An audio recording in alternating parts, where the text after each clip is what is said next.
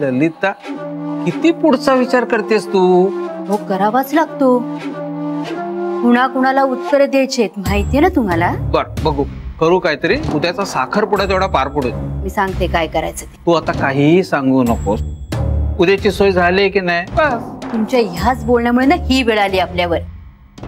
फक्त उद्याचं बघायचं, पुढचा विचार करायचाच नाही. लग्न आलंय तोंडावर आणि गाडी नाहीये आपल्याकडे.